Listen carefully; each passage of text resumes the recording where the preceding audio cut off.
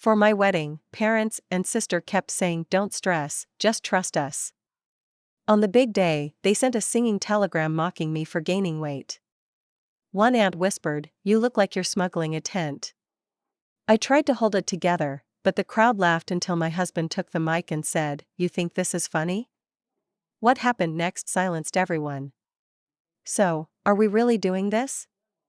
Callum asked me quietly as we stood behind the trellis, minutes from walking out into what was supposed to be our big day. His hand was warm in mine. My veil kept catching on the wooden lattice behind me, and the fitted bodice of my dress was digging into my ribs. I could feel sweat at the small of my back. My nerves were shot, but it wasn't the usual kind of bridal jitters.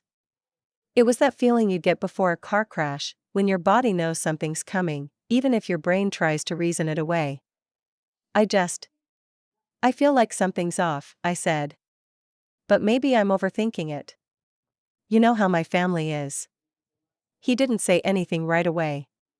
He just gently squeezed my hand and looked ahead at the rows of white chairs filled with familiar faces, too many of them wearing smirks I'd come to associate with quiet cruelty. And then the music started. Let me rewind. Planning the wedding started out fine. Simple. Callum and I both had modest expectations, a small outdoor ceremony near my hometown of Schroon Lake, New York. Something peaceful. He was the only child of two soft-spoken teachers from Oregon. His folks were supportive but hands-off. Mine? The opposite. "Just let us handle the details," my mother had insisted about 2 months before the wedding. "You have enough on your plate. Don't stress, just trust us." That became her go-to phrase. My father repeated it like gospel. "And my younger sister, Brielle?" She said it with a twist of sarcasm, always smiling too hard when she did. "You're always so serious, Maggie." "Weddings are supposed to be fun," she chirped over FaceTime while I tried to sort out centerpieces. I had my suspicions from the start. My family isn't exactly known for kindness. Growing up, I was the big sister, literally. Taller, broader, curvier. And when I gained some weight after college, it was open season. Every visit home came with food shaming, side eyes, and offers to pay for weight loss programs out of love. Callum never made me feel any less beautiful. He'd kiss the soft parts of my belly, tuck my hair behind my ear when I cried, and say, "They don't get to define you." I held on to that when my family started hijacking the wedding. First it was the cake. They canceled my tasting appointment and said they took care of it. Then the bridesmaid dresses. I had picked a deep green, but Brielle changed them to blush pink because she looked better in it. "It's just a color," she said when I confronted her. "Chill." The worst was when my mom showed up to my final dress fitting and took a photo without asking. She texted it to Brielle, and I found out later they passed it around in a family group chat I wasn't part of. My cousin Lisa eventually sent me screenshots. The comments were cruel. "That bodice is working overtime. Hope they reinforced the altar. She's brave to go strapless with arms like that." Still, I told myself, they're family. Maybe it'll be different this time. I convinced myself they meant well. That if I just got through the wedding, things would change. The morning of the ceremony, things felt performative. My parents were overly cheerful. Brielle kept taking selfies with me, even though we hadn't spoken much in the past few weeks. There was this energy, like everyone was in on a joke that hadn't been told yet.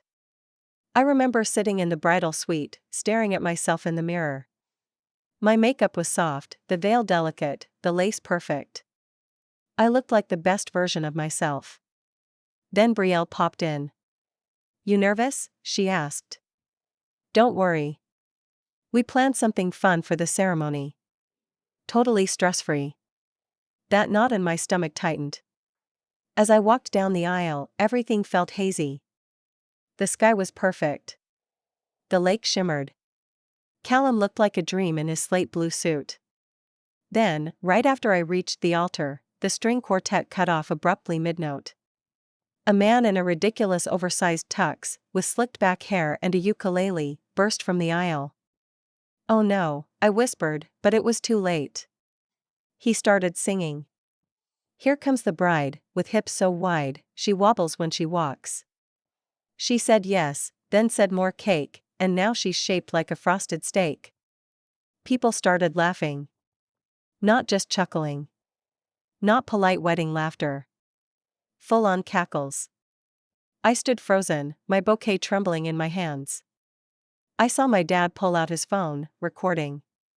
My mom clapped along. Brielle was bent over in laughter. My Aunt Rhoda leaned in, her voice a whisper sharp enough to cut. You look like you're smuggling a tent. Something inside me cracked. But I didn't move. I tried to breathe. To blink back the tears. To tell myself I'd laugh about this later. Then Callum stepped forward and gently took the microphone from the man. You think this is funny? He said, his voice quiet but firm. The laughter stopped immediately. You all think this is entertainment? My wife, planned this day with so much heart. And this? This is what you give her. People looked down. Shuffled.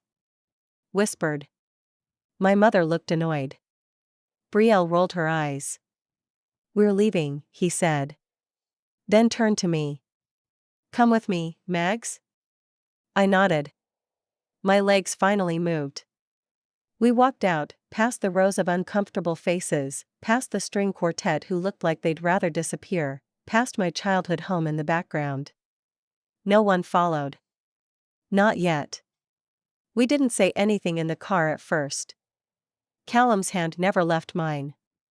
I stared straight ahead, still in my dress, the lace sleeves itching against my skin. My bouquet was crumpled in my lap. We were maybe 5 minutes out of town when he finally spoke. I'm sorry, he said, softly. I should have seen this coming. No, I said. I did. I just didn't want to believe it. There was something surreal about the whole thing, like I was floating outside myself, watching a woman in a wedding dress speed away from her own reception. I looked down at the white satin, stained slightly from the grass, and thought about all the versions of myself that had stood in front of the mirror, trying to shrink. Trying to smile. Trying to earn love from people who only gave it conditionally. We ended up 2 towns over, at a small inn by a lake. Callum had stayed there once on a work retreat and remembered they had quiet cabins and no cell service. It sounded perfect. The owner, Doris, was maybe in her 60s, with a thick braid down her back and paint-stained hands. She took one look at me and didn't ask a single question. Just nodded, handed us a key, and said, Room 6 has the best view. The cabin was tiny, but warm. There was an old stone fireplace, thick quilts on the bed, and a basket of snacks on the table. I kicked off my heels and stood in the middle of the room, unsure what to do next. My mind still hadn't caught up. I wasn't at my reception. I wasn't dancing with Callum or laughing with guests. I wasn't surrounded by clinking glasses or well-wishers. I was here. In a silent cabin, in a town where no one knew my name. Callum sat on the edge of the bed, watching me carefully. Whatever you need, he said. We do that. I nodded. I need to not cry right now. He stood and held me. No words. Just warmth, and presence, and the exact opposite of every interaction I'd had with my family that day. We stayed at that inn for 3 days. No phones. No internet. Just the 2 of us. We read books, took walks, watched birds on the lake. I wore one of Callum's hoodies the whole time and didn't think once about how I looked. When we finally turned our phones back on, I had 47 missed calls. The texts were worse. From my mom, you embarrassed everyone today. We were just trying to make it lighthearted. From Brielle, you really made a scene. It was a joke. Maybe you wouldn't be so sensitive if you weren't always insecure about your weight. That's not on us. From Dad, we gave you a wedding. If you're going to throw it in our faces, don't bother coming home. I didn't respond. Not then. Instead, I posted a photo, just one, on Facebook. It was a selfie of me and Callum from the cabin, our faces close together, both smiling faintly. My veil was off. No makeup. Just us, in that quiet moment. Caption: Peace looks good on me. I didn't expect it to explode. Friends, old coworkers, even people I hadn't spoken to since high school started commenting. Some messaged me privately. Turns out, a lot of women had stories of their own weddings going sideways thanks to toxic family dynamics. Someone even found a clip that one of my cousins had posted of the singing telegram before it was taken down. It had already been shared over 100 times. Suddenly, the narrative shifted. People started calling out my family. Brielle deleted her Instagram for a while. My mom posted a weird non-apology that basically blamed cancel culture for tearing families apart. But it wasn't social media that did that. It was decades of mean-spiritedness finally exposed to the light. A week later, a letter arrived at our apartment in Albany. Handwritten. No return address, but I knew the handwriting. Maggie, I don't know what to say except that I didn't think it would hurt you. I thought you'd laugh with us. Maybe we went too far. Maybe a lot of things. Your dad's been drinking again, and your sister's embarrassed. I'm not saying we're innocent, but I never wanted to lose you. Please come talk to us. Let us fix it. Mom, I read it 3 times before I said anything to Callum. I showed it to him wordlessly. He read it once, then folded it carefully and set it on the table. Do you want to? He asked. I don't know, I said. I don't think they want to fix it. I think they want to clean it up. He nodded. There's a difference. Days turned into weeks. The story faded from social media, but not from my life. I kept remembering things, small moments from childhood that suddenly made more sense now that I wasn't trying to see them in the best light. How my mom would pinch the skin under my chin when I was 10 and call it baby fluff. How my dad always made me run laps around the block before I could eat dinner if I'd had a snack that day. How Brielle used to call me Maggie the Mountain behind my back in high school. None of it was funny. None of it ever had been. It took me that long to realize I hadn't just walked out of a wedding. I had walked away from a pattern. And once you do that, going back isn't so simple. 2 months passed. I didn't block them. I didn't reach out either. I let the silence hang between us like a closed curtain after a show that exploded. There was a part of me that still kept waiting for the other shoe to drop, for someone to show up at my door, for an apology that felt real, for anything that might point toward actual remorse. Instead, what I got was a carefully curated family PR campaign. My cousin Tara sent me a screenshot from Facebook.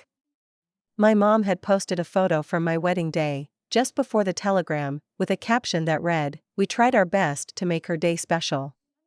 Family doesn't always agree, but we'll always love her." Sometimes people need space to find their way back. Brielle commented underneath, "Hope you're happy. You got what you wanted, all eyes on you. Just like always." I hadn't even realized I was still checking their pages until I felt that familiar twist in my stomach again. It wasn't about the post. It was about the pattern. The way my family played victim the moment they were called out. There was no ownership. No recognition of what had actually happened. Callum found me rereading the comments on our couch one night. I was half wrapped in a blanket, knees pulled to my chest, laptop open, chewing the side of my thumb like I used to as a kid. "Don't," he said gently, taking the laptop and closing it. "Don't let them drag you back into their game." "I just keep wondering if I overreacted," I whispered. "I keep replaying it. What if I'd just laughed it off?" Callum crouched in front of me, arms on my knees. "Then what? You'd spend the rest of your life letting them cross every boundary, just to keep the peace?"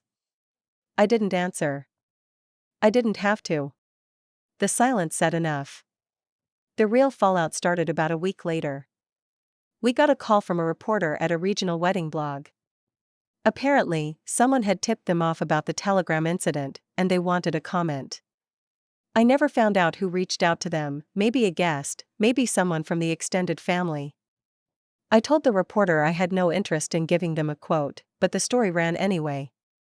They had footage from the now-deleted TikTok clip, screenshots of the family posts, and even an old tweet where Brielle had joked about getting revenge for being forced to be maid of honor to a plus-size bride. That word again. Revenge. I'd never known I'd done anything that needed avenging.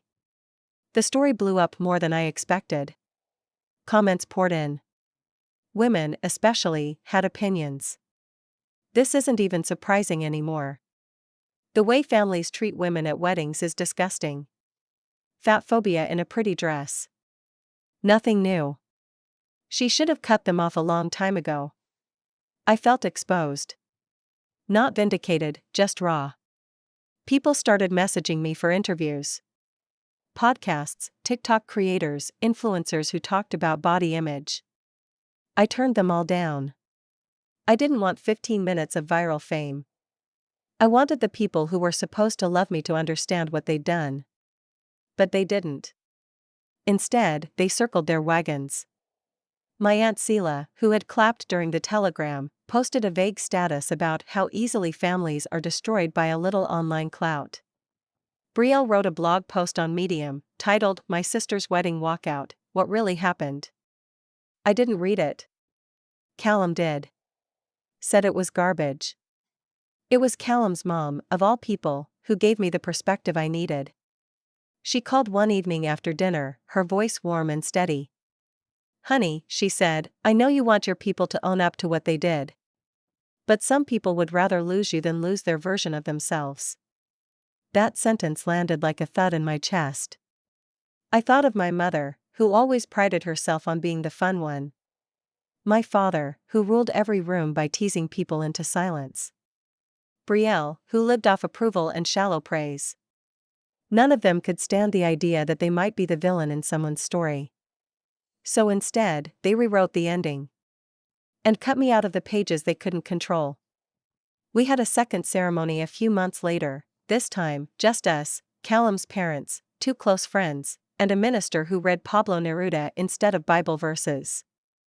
It was held on a rocky overlook in Manzanita, Oregon, the wind crisp, the sea stretching out endlessly below us. My dress was simple, linen, long-sleeved, comfortable. I wore sandals. Callum played a few notes on his sax while I walked out. It was private. Quiet. Sacred in the way things are when they aren't forced. No one mocked my body. No one laughed at me. That day, I didn't feel like I was performing my own wedding. I felt like I was living it. But even peace has aftershocks. I started therapy not long after. For a while, all I could talk about was the wedding. The telegram. The way my hands shook as I walked out of the ceremony like I was abandoning some duty I never signed up for. But then other memories surfaced. The time I came home crying at age 13 because a boy called me whale girl, and my dad laughed and said, "Well, maybe he has a point." The way Brielle used to hide my jeans before school so I'd be late, and then tell my mom I was being lazy again. The crash diets. The weigh-ins. The food journals my mom made me keep that she read aloud at family dinners as motivation. The wedding wasn't the beginning. It was just the part one finally couldn't excuse anymore. About 6 months after the second ceremony, I got an invitation in the mail. A heavy ivory envelope, thick cardstock, gold embossed lettering. It was for Brielle's engagement party. Yes, Brielle. Engaged again. This time to someone named Marco. A real estate investor from Connecticut, according to her social feed. The invite was addressed to Mr. and Mrs. Callum West, no Maggie, just my name attached to as like a decorative afterthought. Inside was a handwritten note, "I hope enough time has passed. Let's move forward. Family is forever, after all. See you there? XO, be the audacity." I hadn't spoken to her since the wedding. She had never apologized. Never acknowledged her part in what happened. But now that she had a ring and a man and an event to show off, suddenly I was worthy of re-inclusion. I sat with that envelope for a while. And then I decided I would go. Not out of forgiveness. Not because I missed them. But because I was ready, not to get revenge by being cruel, but to show them something they weren't expecting. That I was okay. No, better than okay. I was thriving, without them. I planned everything meticulously. I wore a dark emerald jumpsuit, tailored and structured. Classy. Bold. Comfortable. My hair was blown out. My makeup was soft and simple. I looked like someone with nothing to prove, and that was the point. Callum, of course, looked devastating in his black sport coat and no-tie look. He wasn't flashy, just steady. Present. The exact kind of man my family had always assumed didn't go for women like me. We arrived 20 minutes late, just enough to make an entrance without being obnoxious. The party was at a rooftop bar in Saratoga Springs, open air, white string lights, expensive hors d'oeuvres on trays. All curated perfection. As we walked in, heads turned. Brielle spotted us from across the deck, her champagne flute halfway to her lips. Her smile flickered for a second before it snapped back into place. "Maggie," she cooed, weaving through the crowd. "You came." She went in for a hug. I stepped back slightly, smiled, and offered her a handshake instead. "Congratulations," I said. Her expression tightened. For the next hour, I mingled. Cordial. Pleasant. Not overly warm, just cool enough to keep them guessing. Aunt Rhoda tried to pull me aside. "You're looking so different. You lose weight?" "No," I said, meeting her gaze evenly. "I lost people." She blinked. "Oh? Yeah. Turns out when I stopped accepting disrespect, a lot of relationships fell away." She gave a nervous laugh. I walked away. Then came the moment I'd anticipated. Brielle took the mic to give a toast. She stood at the edge of the deck, beaming, Marco beside her, the Hudson Valley light sparkling in the background. "Thank you all for coming," she said. "It means the world to have our loved ones here. I know family can be complicated, but at the end of the day, we all want the same thing: love, laughter, forgiveness." She looked right at me. "And growth," she added. I raised my glass slightly, non-committal. She expected something from me that I wasn't going to give, not a laugh, not a scene, not a tearful reconciliation. Just silence. Just my presence. That was the beginning of my revenge, not playing the part they cast me in. But the true moment? That came later. About a week after the party, I got an email from a woman named Adriana. She introduced herself as Marco's ex-fiancée. "I saw you at the party," she wrote. "We've never met, but I recognized your name. And I think you should know. Marco and I were still together 6 months ago." Attached were screenshots. Texts. Photos. Dates that overlapped with Brielle's whirlwind romance timeline. Turns out Brielle's prince was a serial cheater, and not even a discreet one. I didn't forward the email. I didn't warn Brielle. Instead, I waited. And exactly 2 months later, I received another invitation, this one to a hastily planned destination wedding in Mexico. It was plain, cheap paper, no embellishments. A clear downgrade from the lavish party they'd thrown. I politely declined. 3 weeks after that, I saw the update on Facebook: wedding cancelled. Brielle's status? Taking time to focus on healing and self-discovery. The comments were sympathetic. The post was curated. But the family grapevine told the real story: cheating, a broken lease, some money owed. Brielle was in damage control mode. I didn't say a word. No messages, no calls, no posts. I let the silence speak for me. Months turned into a year. I wrote an op-ed for a local women's magazine, not about my wedding, but about setting boundaries with family. It struck a chord. I started getting invites to speak on panels about toxic family dynamics and body image. One of my pieces even got picked up by a major online outlet. That was the second part of my revenge, using my story for something better. Turning the wound into something useful. I wasn't trying to ruin anyone's life. I was building my own. And while they scrambled to reshape the narrative, I just kept telling the truth.